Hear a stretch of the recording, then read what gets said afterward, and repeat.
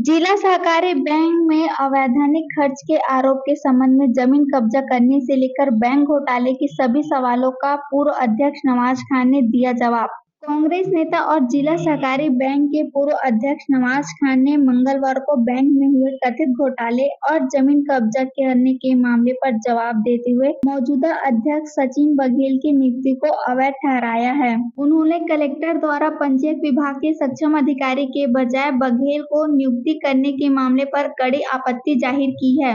उन्होंने भाजपा नेताओं द्वारा किसानों की जमीन हड़पने के आरोप को बेबुनियाद करार देते हुए 1 इंच जमीन हथियाने के आरोप सिद्ध होने पर वह 1 डेसिमल निःशुल्क देंगे। वहीं उन्होंने 1 डेसिमल जमीन के एवज में 1 एकड़ जमीन देने की बात कही। उन्होंने कहा है कि उन पर लगाए गए तमाम आरोप राजनीतिक से प्रेरित है। भाजपा नेताओं द्वारा लोकसभा चुनाव में उन्हें टारगेट कर बदनाम करने की कोशिश की गई है। उनके बैंक के अध्यक्षीय कार्यकाल में बैंक में किए गए कार्यक्रम और आयोजनों के खर्च आधिकारिक स्तर पर किए गए हैं। उन्होंने राज्य सरकार की नीयत पर सवाल उठाते कहा है कि 2021 से 22 के अध्यक्षीय कार्यकाल की जांच के अलावा 2011 से 2019 के कार्यकाल की भी जांच होनी चाहिए। उन्होंने कहा है कि कई भाजपा नेताओं ने वन भूमि पर बेजा कब्जा किया हुआ है। इस मामले में भी सभी का पोल खोलेंगे।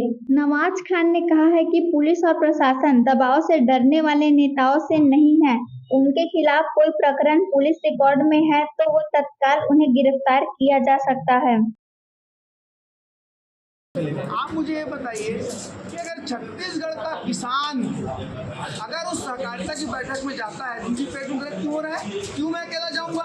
सहकारिता क्या है मेरे क्षेत्र के किसानों को नहीं समझना चाहिए? और वो किसान जो गांव का किसान में राम प्रसाद खोरबारा जो भी है बेचारा, जो जब आप ये बात करते हो कि हम स्लीपर वाले को हवाई जहाज में बैठाएंगे, आप तो बात करते थे, मैंने तो बैठा दिया। अगर मेरे क्षेत्र का किसान हवाई जहाज में जाता है सहकारिता सम्मेलन में, तो आपको पेट में दर्द क्यों? आप चेयरमैन इसलिए नहीं हो कि आपको हवाई जहाज में उड़ना है। आप चेयरमैन तब हो जब वो किसानों का बैंक जिंदा है, और मैंने उस किसान के बैंक में कभी नुकसान पहुंचाने का काम नहीं किया। अगर किसान वो तो 11 गए, मेरे हिसाब से तो और 10 जाना चाहिए था। इनाम की घोषणा की है कि अगर मेरा पूरा राजनीतिक जीवन बहुत साफ सुथरा रहा है, ये सारे आरोप केवल राजनीतिक आरोप हैं। मैंने कहा है, आपके माध्यम से कह रहा हूँ कि मैंने अगर किसी किसान की 1 इंच जमीन कब्जा की हो, उसको 1 डिसमिल दूंगा, और किसी की 1 डिसमिल होगी तो 1 एकड़ दूंगा। एक आखिरी सवाल है, मैंने समाजों को जमीन दिलाने का काम किया। मैंने पत्रकार भाइयों को भी 10 एकड़ जमीन जो मिली है उसमें कहीं न कहीं गिलहरी की भूमिका मैं भी हूँ।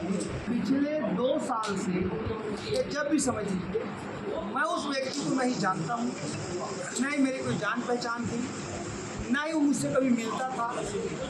और जब उसने आत्महत्या की, उससे मैं जिला सहकारी बैंक का अध्यक्ष भी नहीं था। वो मरा है मार्च में, मैंने इस्तीफा दे दिया था दिसंबर में, और आचार संहिता लगी थी अक्टूबर में। तो जो अक्टूबर में आचार संहिता लगी, उस दिन से मैंने बैंक में बैठना, हस्तक्षेप करना बंद कर दिया। कि आप सब लोग जानते हैं, बस 5-6 महीना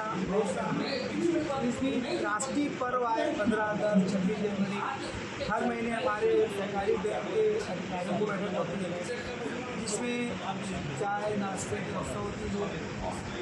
और जिले के मानपुर सीधा गाँव तक के अधिकारी आते हैं। कई बार प्रबंधकों की बैठक, कई बार किसानों की समितियों की जरूरत है, जब लोड तय किए जाते हैं कितना दूर सारे कार्यक्रमों में चाय पानी की व्यवस्था होती है, उसको घोटाला बताया जाए। 15 अगस्त, 26 जनवरी, सहकारिता दिवस, हमारी बैंक की मीटिंग, इसमें जो खर्चे हुए सबको घोटाला बताया जा रहा है। किसान सम्मेलन घोटाला बताया जा रहा है। भाई अब छत्तीसगढ़ सरकार की योजनाओं के लिए छत्तीसगढ़ सरकार का बैंक है, वो बैंक जो है वो धान खरीदी और गोबर खरीदी योजनाओं पर पूरा टिका हुआ है। उस आधार पर एक छत्तीसगढ़ के मुखिया का कार्यक्रम होता है, कोई किसी कांग्रेस के नेता का कार्यक्रम में खर्च नहीं हुआ।